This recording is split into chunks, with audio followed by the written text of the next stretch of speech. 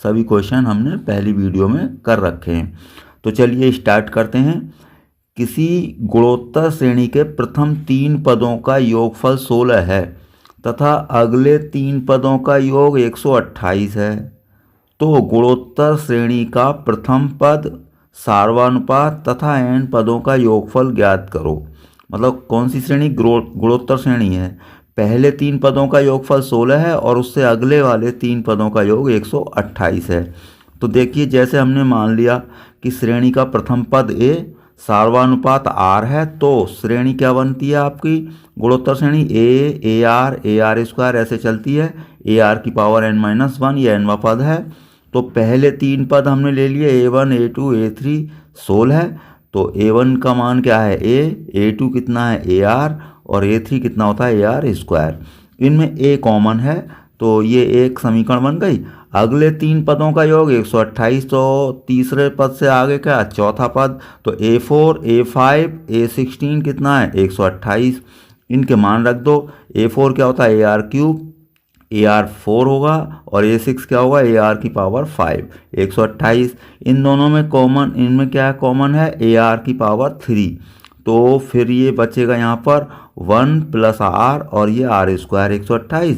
अब इन दोनों से हमें सॉल्व करके a और r निकालना है। तो किसी भी तरीके से आप हल कर सकते हैं, लेकिन ये यहाँ पर हम डिवाइड कर दें तो आसान हो जाएगा। क्यों?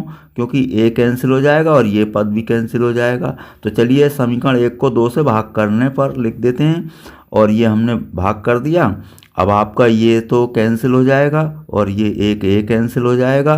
क्या बचा? 1/r³ बचा और ये 16 से आप इसे कैंसिल कर सकते हैं। तो 16 8 ज़ा 128।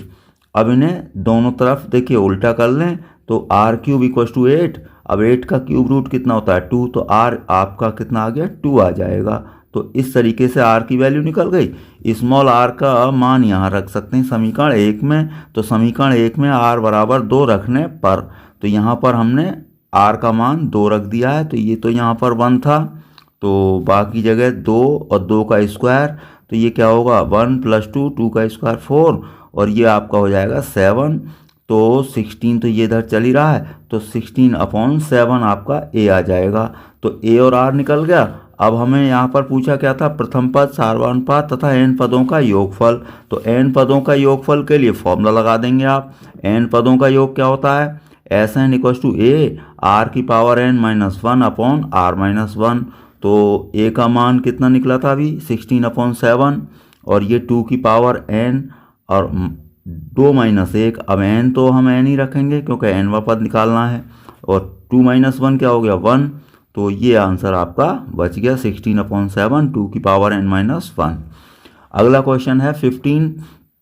एक गुणोत्तर श्रेणी का प्रथम पद a = 729 तथा 7वां पद 64 है, तो S7 यानी कि 7 पदों का योगफल ज्ञात करो। तो श्रेणी का हमने प्रथम पद और सार्वनुपात मान लेते हैं, a और r। nवां पद हमारा ये होता ही है। तो a7 कितना होगा? ar की पावर 6। अब a7 यानी कि हमारे पास a तो दे रखा है, 7वां पद 64 है, तो आपका a कितना दे रखा है? a है आपका 729 और a7 दे रखा है 64। तो यहाँ पर 64 रख दें और ये a की वैल्यू रख दें, r की पावर 6। अब ये 129 इसके वो 729 है, सॉरी, तो 729 इसके बटे में चला जाएगा। तो अब ये हम देखिए यहाँ पर r की पावर 6 है, तो इसे भी ऐसा देखेंगे कि ये कोई ऐसा नंबर हो जो इसकी होल पावर 6 हो। तो 2 की पावर 6 होता है 64 और 3 की पावर 6 होता है 729। तो हमने 2/3 की होल पावर 6 लिख दिया। इधर क्या है? r की पावर 6 है इधर भी, और इधर भी 6 है पावर।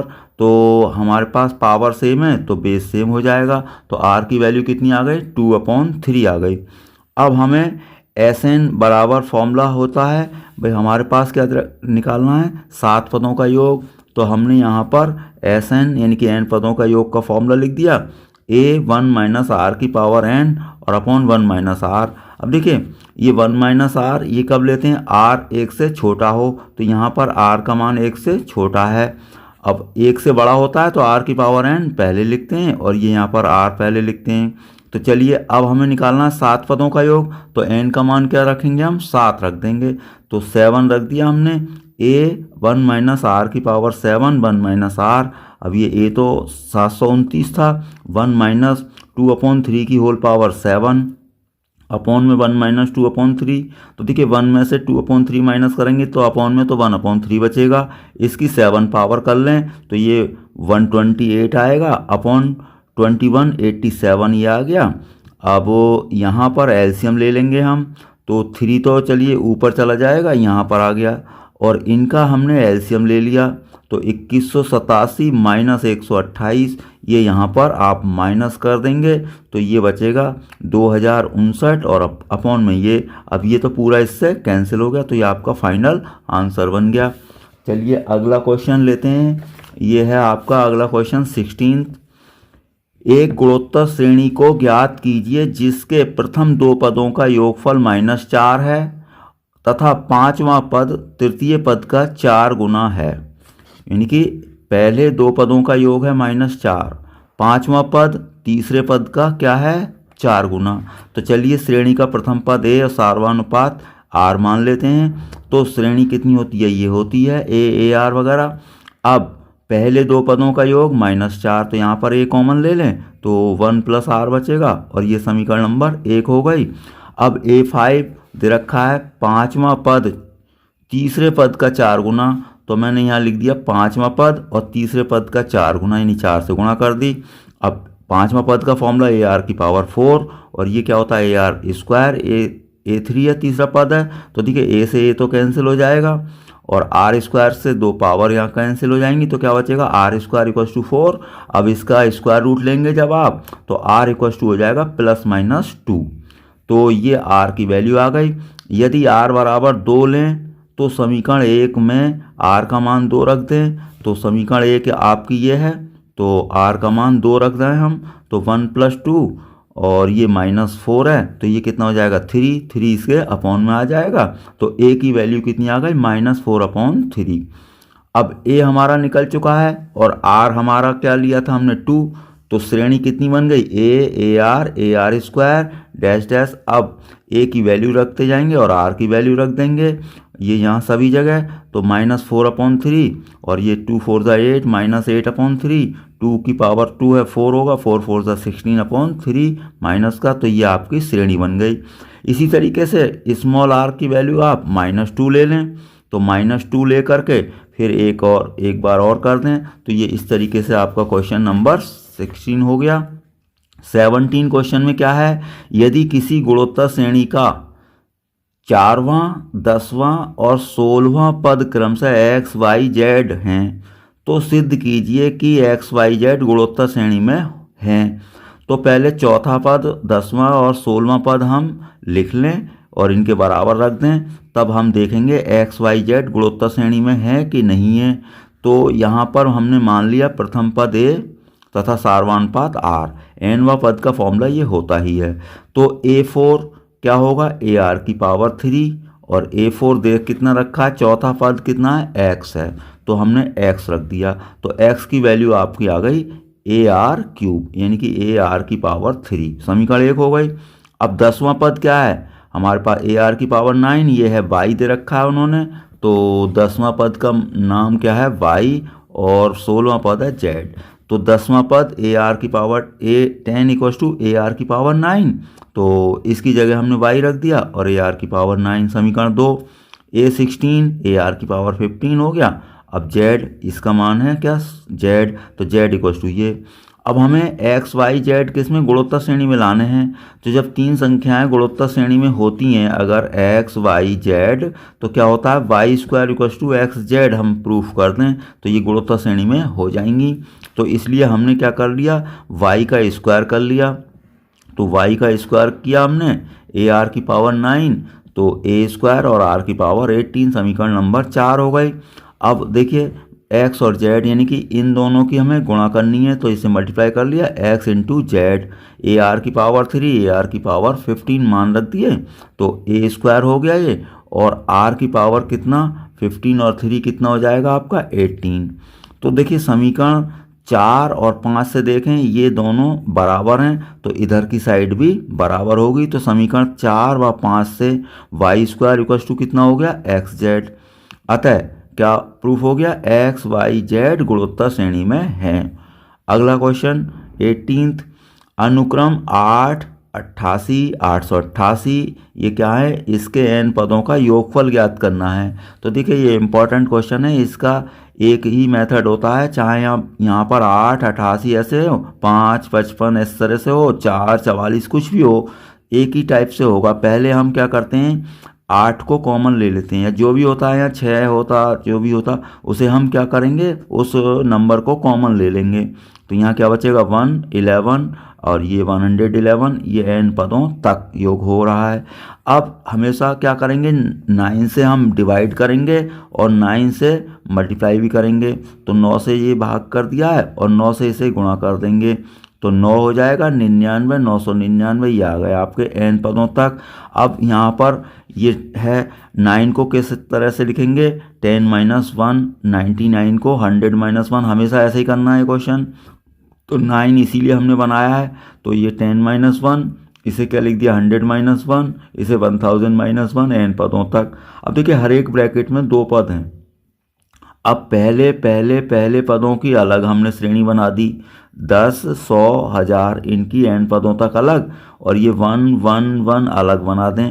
तो माइनस तो सभी में है, माइनस हमने कॉमन ले लिया है, तो 1 + 1 और +1 कहाँ तक n पदों तक। अब देखिए ये गुणोत्तर श्रेणी बन चुकी है, इसमें ये वाला फॉर्मूला लगेगा और ये 1 1 1 n जगह जोड़ेंगे तो n हो जाएगा। तो देखिए आगे हम करते हैं, तो ये अगले पेज पर आ जाएगा। देखिए यहाँ पर आते हैं, ये है आपका इस तरीके से ये क्वेश्चन यहाँ पर कर रहे हैं हम। देखिए 8/9 तो ये आ गया। अब ये क्या है 10 100 1000, ये गुणोत्तर श्रेणी है तो ये वाला हमने फॉर्मूला लगा दिया। a कितना है 10 और सारवान पास 100/10 क्या आएगा 10, तो 10 की घात n और -1 अपॉन r की जगह 10 10 - 1 और इसका योग क्या हो गया n। तो ये आपका इस तरीके से आंसर बन जाएगा। कैसे 10 - 1 तो 9 लिख दें और ये बाकी ऐसे ही रहेगा। चाहे तो अब आप इसे अंदर मल्टीप्लाई कर दें तो 80 हो जाएगा, 9 9 = 81 और ये 8/9 n हो जाएगा। तो ये आपका आंसर बन जाएगा। अब अगला क्वेश्चन क्या है आपका 19th अनुक्रम 2 4 8 16 32 तथा 128 32 82 1/2 के संगत पदों के गुणनफल से बने अनुक्रम का योगफल ज्ञात करना है। मतलब हमारे पास ये 2 श्रेणियां हैं, इन दोनों के संगत पदों का गुणनफल करेंगे। संगत का मतलब है इसका पहला पद और इसका पहला पद की गुणा, इसका दूसरा दूसरा तीसरा तीसरे की गुणा, इस तरह के इसे बोलते हैं संगत पदों का गुणनफल। तो यहाँ पर हमने संगत पदों का गुणनफल कर लिया है। पहले पद को पहले पद से गुणा कर रहे हैं, दूसरे पद को दूसरे पद से गुणा कर रहे हैं और तीसरे को तीसरे से गुणा कर रहे हैं। इस तरीके से हमने सबकी मल्टीप्लाई कर ली। तो ये नई श्रेणी आपकी बनी है 256 128 64 32 16। तो ये हमारी फिर गुणोत्तर श्रेणी ही है। तो a बराबर हो गया 256, r 128/256 1/2 हुआ और n कितने पद हैं 1 2 3 4 5 पद हैं।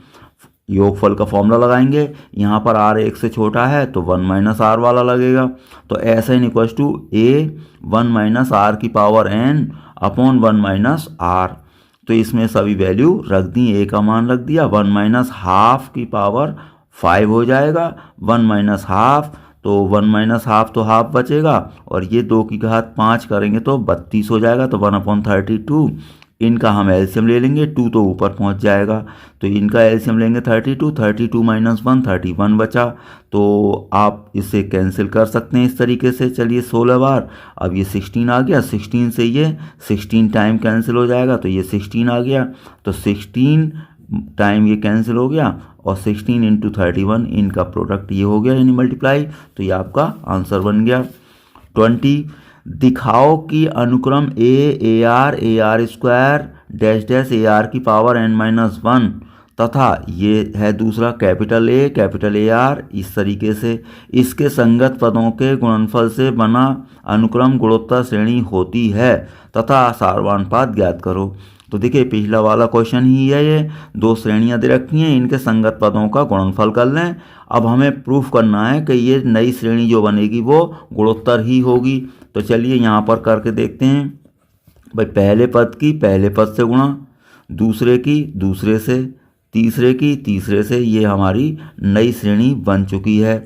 अब इसमें हम देख रहे हैं पहला पद हो गया ये दूसरा पद हो गया, ये तीसरा हो गया। अब हमें सारवानुपात चेक करें, A2/A1 हमने निकाला तो small r into capital R आया। अब A3/A2 निकाला, यानी कि सारवानुपात ऐसे ही तो होता है A2/A1 A3/A2, तो A3/A2 ये भी कैंसिल होकर R आया। तो यानी कि दोनों क्या हैं, सेम हैं, तो इसलिए ये दोनों सेम हो गए। अब जब सारवानुपात सेम होता है तो क्या होता है, नई श्रेणी क्या हो गई, गुणोत्तर श्रेणी हो गई, और सारवानुपात तो निकल ही चुका है। तो ये आपको करना था केवल।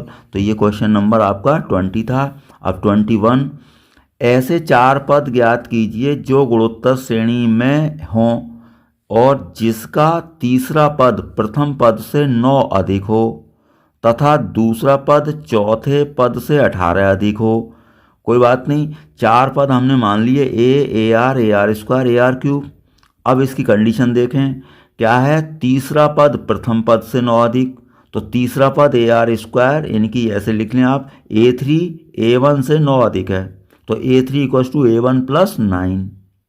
अब A3 क्या होता है, ए आर स्क्वायर, A1 क्या है, A + 9, ए को इधर ले लिया और इन दोनों में कॉमन ले लिया, समीकरण आपकी 1 हो गई। अब दूसरी कंडीशन क्या है, दूसरा पद चौथे पद से 18 अधिक है, तो दूसरा मतलब A2 और चौथा A4, तो A4 से 18 अधिक है, दूसरा पद चौथे पद से 18 अधिक है, तो इसमें 18 जोड़ दिया। अब इनके मान रख दिए AR, और ये क्या है, AR क्यूब। अब इसको हम इस साइड ले लेंगे, तो चलिए देखिए हमने AR क्यूब को इधर ले लिया, तो AR - AR क्यूब और इक्वल्स टू कितना हो गया आपका 18। तो इन दोनों में AR कॉमन ले लें तो बनेगा 1 - R स्क्वायर और 18। तो अब देखिए समीकरण नंबर 1 है और ये समीकरण नंबर 2 है। 1 को 2 से भाग कर दें आप, तो 1 को 2 से भाग करेंगे जब, तो देखिए A कैंसिल हो जाएगा। अब इन दोनों में हम देख, अब ये 9/18 है, तो 9 × 2 = 18 हो गया, तो 1/2 बचा। हम इन दोनों में देख रहे हैं एक जैसे तो हैं, बस माइनस का अंतर है, तो नीचे से हमने या ऊपर से माइनस कॉमन ले लें, तो अपॉन में ये है जो हमने इसमें माइनस कॉमन लिया, तो R स्क्वायर और ये बन जाएगा माइनस, तो देखिए ये भी कैंसिल हो जाएगा। तो क्या बचेगा भाई, इसे क्रॉस मल्टीप्लाई कर दें, R - R = 2, यानी कि R = -2। R की वैल्यू किसी भी समीकरण में आप ले जाकर रख सकते हैं, तो समीकरण 1 में रख दें।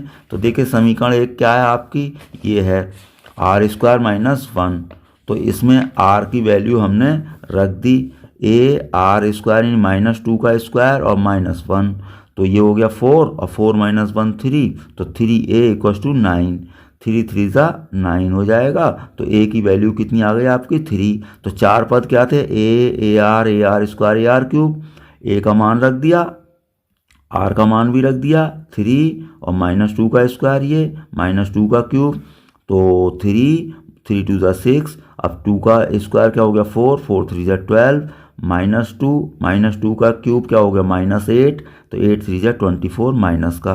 तो इस तरीके से ये आपके 4 पद आपके हो गए हैं। अब हम आते हैं 22 यानी कि 22 क्वेश्चन।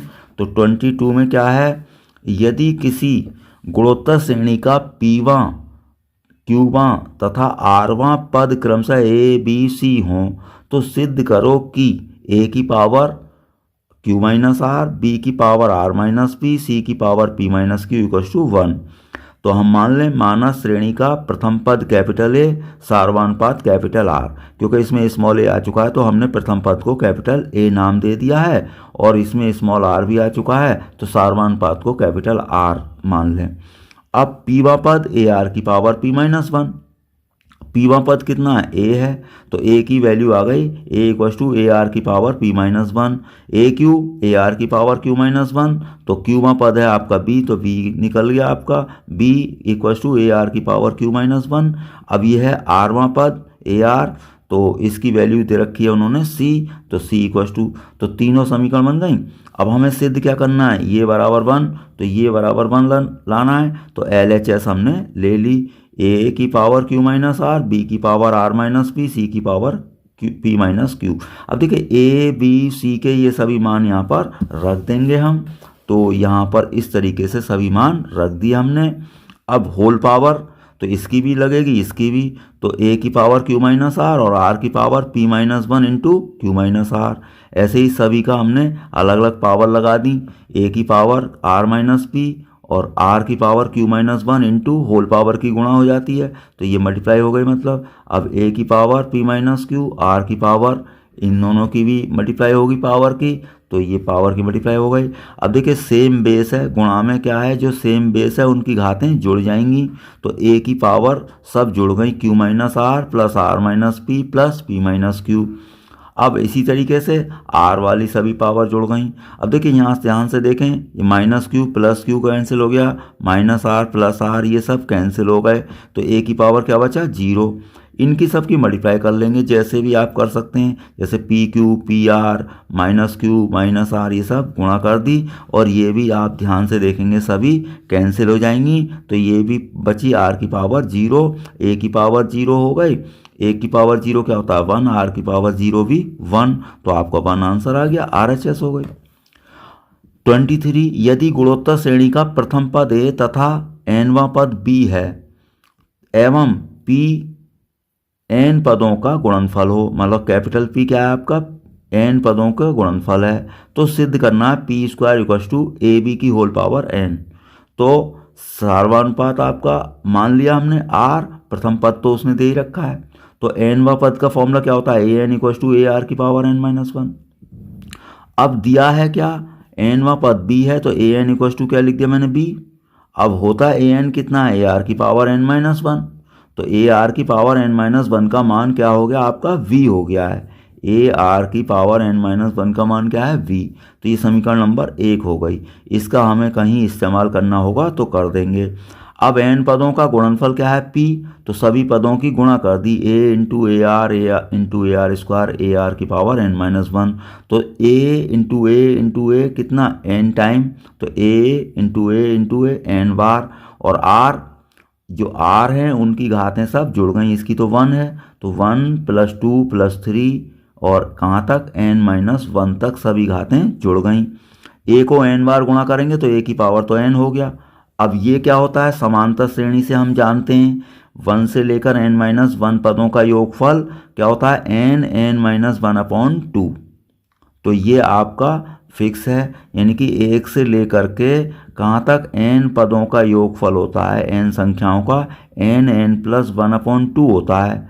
अब यहाँ लास्ट नंबर क्या है, n माइनस वन है, तो यहाँ पर n माइनस वन रखेंगे, जब n माइनस वन और n minus one plus one, तो 1 से 1 कैंसिल हो गया, तो n बचेगा, तो हमारा n minus one upon two आ गया। तो ये आपको याद रखना है, तो r की power n minus one upon to इसलिए हो गया है। आपके मैं समझता हूँ समझ में आ गया होगा। n का मान क्या रख रहे हैं हम, n माइनस वन, और यहाँ पर भी हम रख रहे हैं n माइनस वन और प्लस वन है चूँकि, तो ये 1 से 1 कैंसिल हो गया, तो आपका आया है n minus one upon two. तो इस तरीके से आया है। तो अब इसका होल पावर क्या करनी है, 2, तो इसकी हमने होल पावर 2 चढ़ा दी। अब देखिए जो होल पावर होती है वो तो सभी पदों के जितने गुणा में होते हैं सभी के पावर लगेगी, तो a की पावर n के ऊपर 2 लगेगी तो 2n हो जाएगा, इसके ऊपर जब 2 पावर लगेगी तो 2 से 2 कैंसिल हो जाएगा, तो ये बचा। भाई होल पावर की यहाँ मल्टीप्लाई होनी है, तो यहाँ मल्टीप्लाई करेंगे 2, तो 2 से 2 कैंसिल हो जाएगा, ये 2 से यहाँ मल्टीप्लाई करेंगे तो 2n हो जाएगा। अब यहाँ पर ध्यान से देखें, इसकी होल पावर n, यहाँ पर भी होल पावर में n है, तो मैंने a स्क्वायर और r की पावर n माइनस वन और होल पावर को ऐसे लिख दिया, होल पावर n, तो ये मीनिंग वही है, लेकिन ये हमारा इसको हम एडजस्ट कर सकते हैं, a स्क्वायर को a इंटू ए लिख दिया, तो ए अलग हो गया और ए अलग हो गया, तो ए इसके साथ गुणा में होने से क्या बन गया, इसका समीकरण 1 से देखो ध्यान दें तो बी है, तो इसकी जगह मैंने क्या रख दिया बी, ये तो ए है ही और होल पावर एन, तो यही हमें क्या करना था, सिद्ध करना था, यानी कि P square equal to A B की होल पावर एन। तो ये आपका क्वेश्चन हो गया। तो इसके आगे के क्वेश्चन आपको अगली वीडियो में मिल जाएंगे। वीडियो देखने के लिए आपका बहुत बहुत धन्यवाद।